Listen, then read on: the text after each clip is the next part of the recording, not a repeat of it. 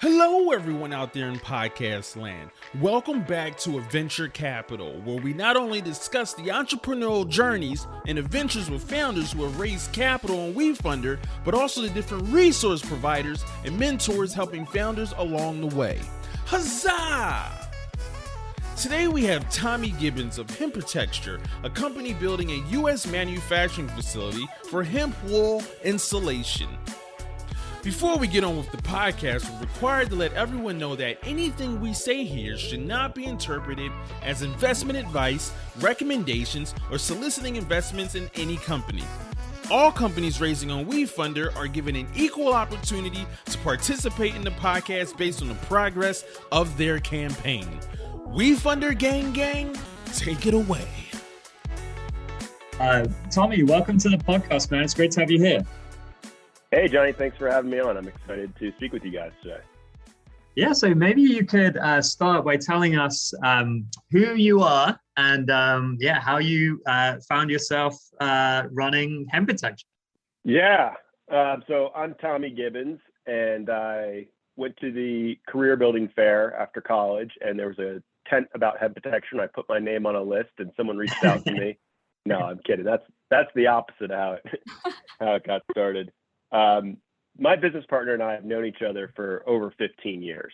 So Maddie, the CEO, myself, the COO, we have a very long-standing relationship and familiarity with each other. But we went very different ways after high school. So he went to Hobart William Smith, studied architecture and environmental science. I went to Princeton, studied public policy. I worked in investment banking out of college. Really had no knowledge of green building or hemp. Got interested in startups and moved out to San Francisco around 2015. And then after 3 years of working in a startup there, I actually reconnected with Maddie. I've been following Hempitecture's progress, very interested in what they were doing and the initiative he was taking as an entrepreneur. And I actually wanted to build a house myself using hemp building materials. I was like, oh, this could be sustainable, friendly, and this could be cheaper than paying rent in San Francisco at the time. And the more I learned about these building materials, the more I became inspired by what Maddie was doing, what Hempitecture had started. And in my mind, I was like, okay, I don't want to just build one project, one tiny home for myself using these materials. Let's make a company that can scale these materials to everyone who wants to use them across the United States. Because if we're successful in that goal, we can really change the embodied carbon, the renewable strategy, and basically the composition of building materials across the United States. And it seemed like a really big, ambitious problem to work on, and something I'd really enjoy working on with Maddie. So that was over 3 years ago. Fast forward to today, we're well along that vision, but still a lot more to climb. Anyone who's looked at our WeFunder page is probably aware of what we're doing and what we're trying to accomplish.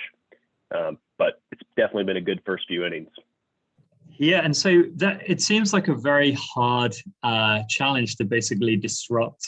I guess, what's the competition? What's the incumbent that you're trying to disrupt, and kind of how do you do that, or what is the value proposition of using Hempitecture and your building materials? And I guess talk to us, a little bit more about the product, because it's really unique. Yeah, and building materials are a hard industry to disrupt because nobody wants to be the first one to be a guinea pig for some new building products. Because it's not like building an app where if it crashes, you can just reboot it the next hour. If your home crashes, that's got some serious health and safety implications. So new building products take a long time to bring to market. The point that we're entering is insulation. So I know listeners won't be able to see what's behind me, but Johnny, you sure can. We have our hemp fiber bat insulation product behind the walls. And that's basically a replacement for fiberglass pink insulation, if you've ever seen that in a crawl space or attic, or rock wool, mineral wool insulation that's made from basalt fiber, or something like spray foam that's commonly used inside homes to spray insulation into a wall cavity. Really, the idea is, our materials are a jacket for your house, and the jacket reduces the amount of heating and cooling you need to expend each year by keeping the temperature inside consistent and resisting heat loss or air conditioning loss to the outside. So you mentioned Maddie, your co-founder, studied architecture. What's your background and how did you get involved? Yeah, my background, I studied public policy in college. That was the Woodrow Wilson School at Princeton. I think they've changed the name of that School of Public and International Affairs now. And I just was kind of open-minded to anything. Education policy had always fascinated me. Comedy had also interested me at a point. And so I moved to New York City, figured, okay, well, I try and launch this comedy improv career. Why don't I also try and work in investment banking, see how that works, get an exposure to a corporate environment, at least not have to go into debt right out of college and move it into the city. Quickly became kind of disillusioned by that, not by the work that we were doing necessarily. I mean, it's a legit organization, a lot of those big banks are, but just kind of felt like my work didn't matter and that maybe I didn't matter, and they cared more about the computers and they cared about the analysts at that time. And I think that's probably changed a little bit, that mindset in finance. But saw what was going on in startups and became really interested in working towards something that could build a company, accomplishing a mission I believed in. So when I moved out to California, I was working with ed tech startups and children's computer companies, basically giving kids a way to learn about coding, learn about hardware electronics, Raspberry Pis, and gamify STEM education. And that felt so fulfilling because every time the company made a stride or I made a stride, we felt like we were accomplishing something that was worthwhile, like kids becoming more comfortable, more familiar with technology, getting to go into schools and seeing the impact we would make in the classroom. So being a mission-based entrepreneur felt like something that I wanted to do for life, really. But I'd never done anything in the environmental space where I felt, someone who's gotten to live in America and live a great life, like certainly a contributor to a lot of the environmental crises we have going on. And I was like, wow, if I could build a company that could potentially offset a lot of my own personal as well as others' environmental and carbon impact, that would be time well spent. So it was kind of serendipitous that Maddie and I got reconnected. I was following him and I reached back out. I was like, Maddie, what's your plan for Hempitecture? Where are you looking to go with it?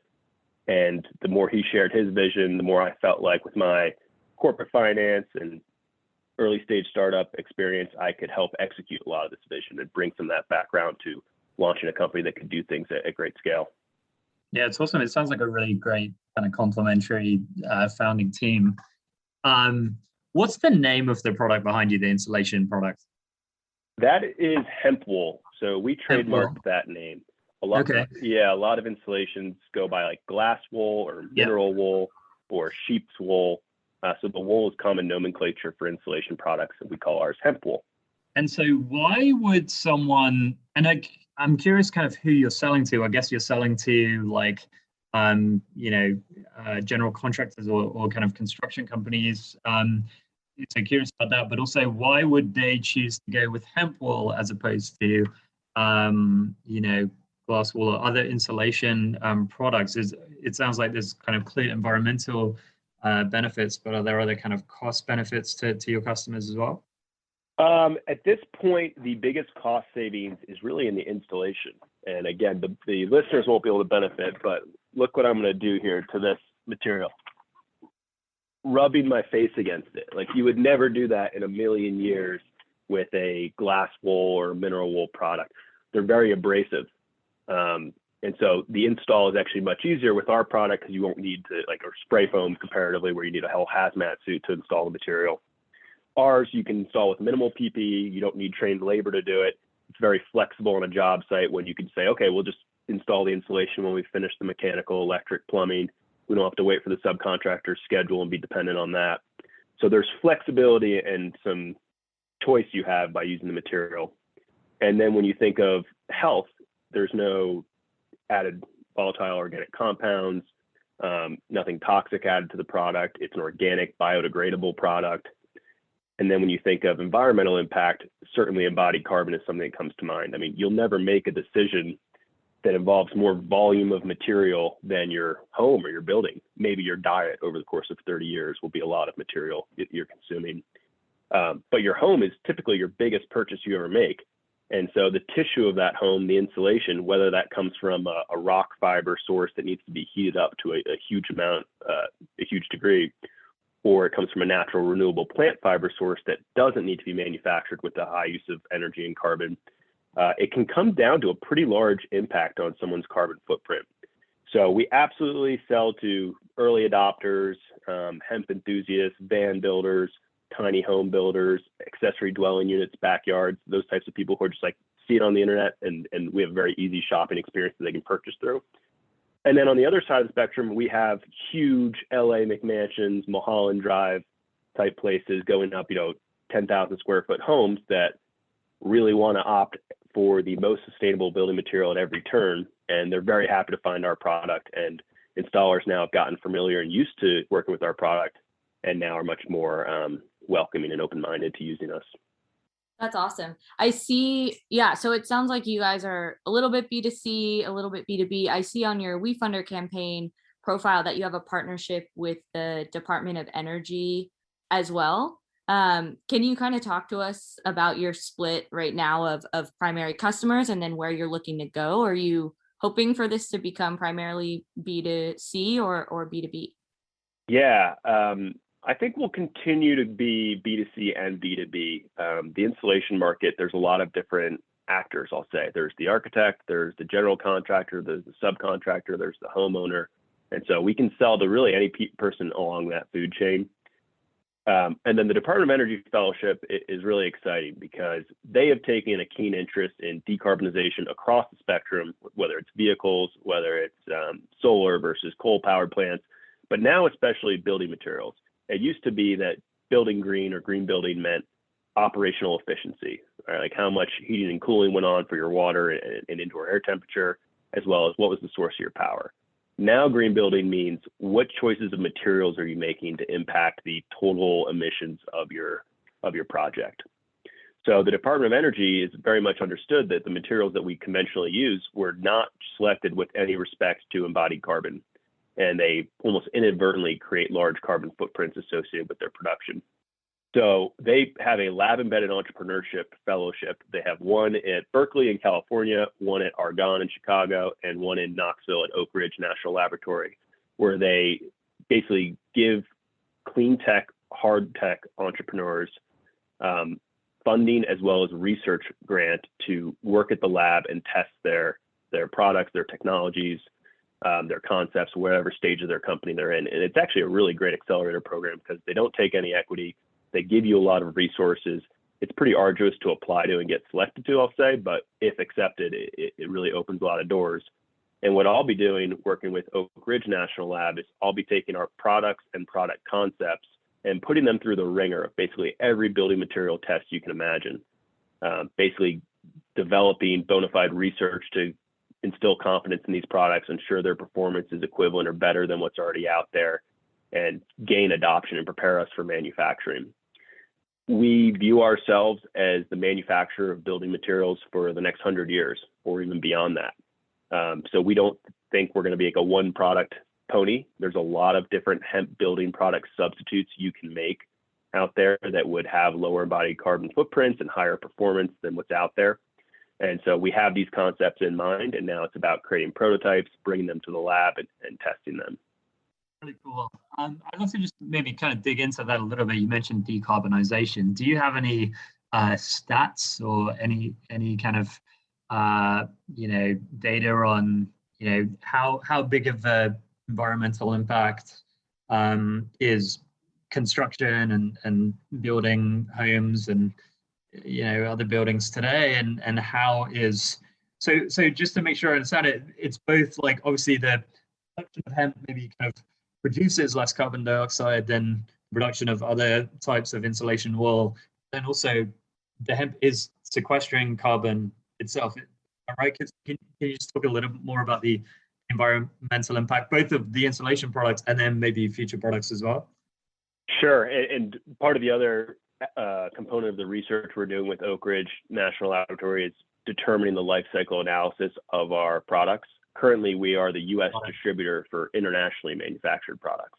So we do not have the smallest embodied carbon footprint that is possible. When our facility, which we hope to be all renewable powered, using electricity whenever possible, using local sources of hemp fiber, and using and servicing regional customers, we'll have a recorded much lower carbon footprint, hopefully, and we're trying to really minimize that number because it's a key driver of sales. The building industry in general is associated with roughly 40% of our country's carbon footprint annually. Wow, really? So that is operational. Yeah, so It's more than transportation and manufacturing combined. So it's a very large segment of our energy and carbon use. I can't remember exactly what the embodied carbon versus operational carbon is split between those two, but both are key focuses. And obviously adding insulation to your home is a great way to reduce your operational carbon. And if that insulation is low or negative embodied carbon, it can also reduce your embodied carbon. Right. Can you just explain what you mean by embodied carbon? Oh, sure. So imagine eating a hamburger, and you have to take the embodied carbon of that hamburger is all the energy it took to raise the cattle, to transport the meat, to process it in the facility, deliver it to the grocery store, and the gas in the tractor, everything, every piece of carbon and energy that went into creating that product. So the same thing, whereas if you looked at the embodied carbon of a plant-based burger, maybe a burger that was using plant materials, those plants are growing, they sequester carbon, maybe it's processed in a way that is less energy or carbon intensive. And so the embodied carbon of that plant burger is lower than the embodied carbon of that raw meat burger. And so that's basically it. I almost see embodied carbon becoming this like nutritional label on products where people will get to see what that actual impact is. So, yeah. I mean, okay. Does that make sense, Johnny? Yeah, that's awesome. I was gonna say another analogy is like for airlines, right? They have the operational carbon of flying the planes back and forth. And then they have the embodied carbon of like the steel, the manpower, the energy it takes to build the actual plane. So buildings are the same way. They have the operational carbon of heating and cooling the building, and the embodied carbon of all the wood, steel, cement, insulation that they have to put into the building. I think the other really cool thing about your business model is your focus on American manufacturing. Can you talk to us a little about that decision? And as you roll out other products, do you plan to keep all the manufacturing domestic? Yeah, thanks, Katie. I think that for building materials, local manufacturing goes a long way. Our product takes up so much volume and is such a burden to ship that the idea of manufacturing this far away from the end user is not really sustainable from a cost or sustainability perspective. So we want to manufacture in the United States as much as possible. A huge missing link up until the last year and a half or so was there was no hemp industry to supply us with the materials we take to make products out of. So that has rapidly changed in the United States, where now there's growers, there's people who are investing in processing equipment to get the hemp harvest into the components that we use to turn it into insulation and other building products. And as long as that's existing in the United States, we would like to make those building products here. We think that lowers cost, that lowers lead times, and it lowers the carbon footprint of our products. That's awesome. Have you guys raised capital previously? I imagine getting this started has been incredibly capital intensive. What has your fundraising looked like so far? We really haven't. We wanted our WeFunder to be the first time we took outside investment. My business partner and I have put everything into this business ourselves. We've taken no outside capital. It hasn't been that capital intensive because we've held off on manufacturing until this point, right? We've just proven out the market with trademarking and reselling this from an international manufacturing partner. And with those sales we've proven over the past 24 months, we can say, okay, now it's time to invest in this manufacturing piece of equipment and service this market more domestically. That is so cool because, you hear about kind of lean startup applied to SaaS companies, right? And like from your background in startups, you kind of, I'm sure that principle of Eric Ries is familiar to you, but, you think of a company like this and you think, oh, wow, you must have needed to have been able to, figure out like millions of dollars of, CapEx to kind of spin up the facility that like enables you even to get to the point you're at now. So, I mean, like, yeah, I don't know kind of if there's a question in there, but like, it must just be it's kind of cool just to see like a company in this like manufacturing or kind of, I don't know what the right construction space is, where you've adopted that lean startup approach. Was that like a deliberate kind of approach where you all kind of had a book club and read Eric Ries and then you decided to do that? Or was it like, well, we just didn't really have a choice because no one will give us any money?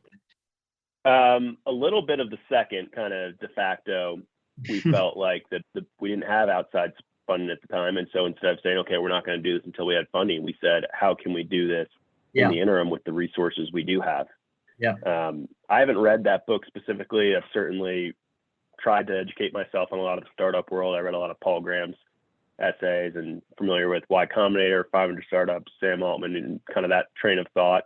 And yeah, the advice has always been, don't raise capital for as long as you can. And if you're trying to build a very big business, don't start with just giving equity away. Start with building something and showing that you have a product that people want. And even to this day, we're pursuing the equity crowdfunding campaign. That's in tandem with the debt component of our facility. That way, we view ourselves as being early innings of creating this building materials manufacturing company. And so it makes sense to conserve and preserve as much equity as we can. So when we develop new products, need second and third manufacturing facilities, we have the option to raise more capital and still have a lot of the company to share at that point.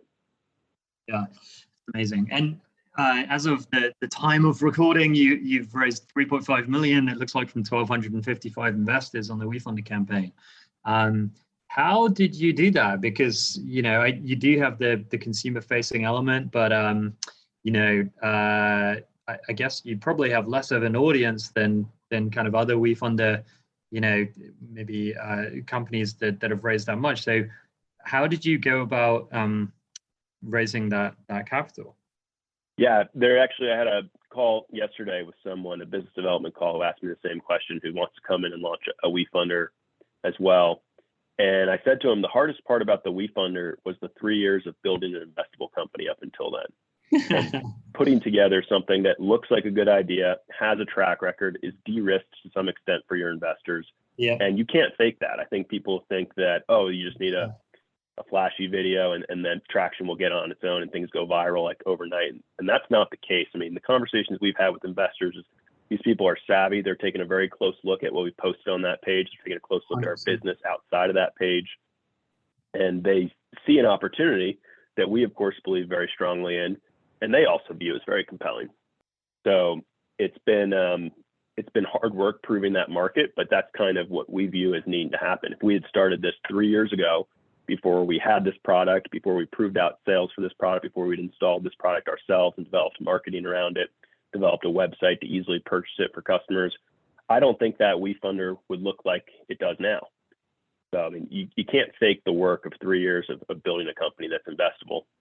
But once the WeFunder and we decided to go that route, how I think we achieved good velocity and consistent investments was, one, engaging our list. Honestly, they're the reason that we chose this investing vehicle to begin with. There have been a lot of reverse inquiry. Hey, are you guys a penny stock? Are you going to be an IPO? Or, how can I invest in you? I believe in what you're doing. That got us thinking like, okay, well, how do we take investment from customers and people who want to be advocates and evangelists for what we do? And crowdfunding was kind of the vehicle at the time that seemed to make the most sense and seemed to really democratize and open up ourselves to both retail and institutional investors. So we were able to kind of use that momentum and capture those people who reached out to us and then engage them early on in our campaign, really before we even launched, and said like, hey, we're about to launch here. Email our list, like, come on in, go ahead and invest. And then we also had a couple family offices who really liked the investment, and we were able to bring in early on as well. And so we had that initial traction, I think, to kind of score well in the algorithm, get people on WeFunder's attention. And then in my mind, it was repeatedly posting on LinkedIn, posting on our social media periodically. And then it was just the investment opportunity was able to carry itself, and people were excited about it, sharing it with each other. And so, we're oversubscribed of where our intended target was, which is exactly where we want to be, and be able to select the investors from here. Yeah, that is so good. I think we talk to founders all the time, who say, is WeFunder right for me? And WeFunder is not usually a gatekeeper. Like, we want to be able to work with all types of industries, all types of companies, if they can, show us that they have some legitimate traction. And that's usually the piece that we're like, you cannot launch unless you have traction. So it's just really cool to see that you guys were able to show with very significant traction that, getting to 3.5 million is doable. How much, and I mean, you also had a good strategy with your list and reaching out to those family offices, but how much time would you say you've dedicated to the campaign since launching? That's a good question. We do get people asking us questions. We did record a Q&A webinar. Probably, we put, I would say, 40 hours or so into the campaign before launch, creating the video, creating the campaign page, going through the Form C documents, probably 40 to 50 hours ahead of time, spread out over the course of months. And then once the campaign is live, I would just say our marketing is maybe 3 or 4 hours a week of getting updates out there, responding to people who have questions. So it's become a little bit less maintenance now. Honestly, our biggest focus right now is completing our audit and filing our Form C so that we can end the campaign, and as investments continue to trickle in. That's awesome. And what's so you're kind of closing up on the campaign soon.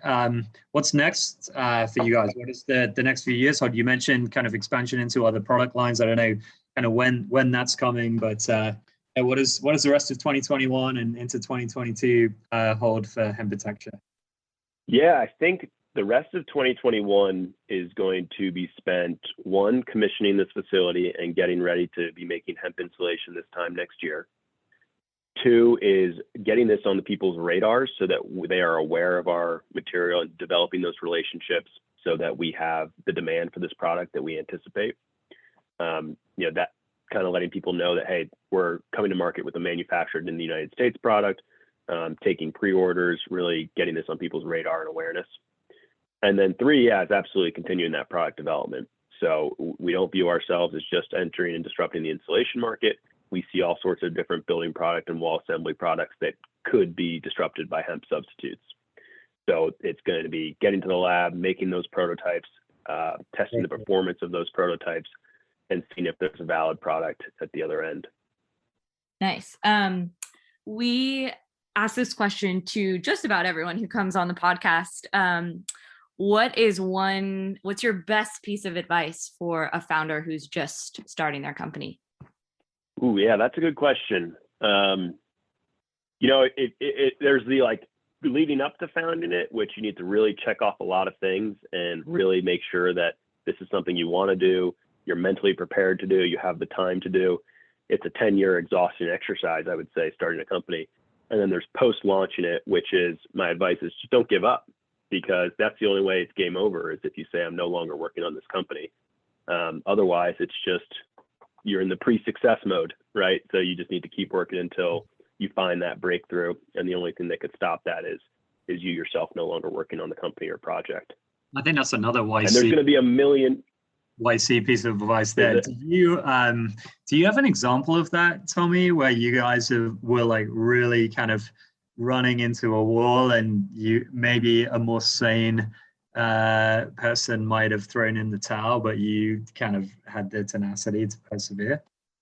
Yes, I would say there's been a belly of the whale moment a little bit. I joined in 2018, and at that time, people really reached out to me and were not like, "Oh, that's a great idea. You're at the future." They were like, "Why are you doing this? This seems crazy. You're going to put hemp, which is not even legalized yet, into the walls. Who would want that? Why would that work?"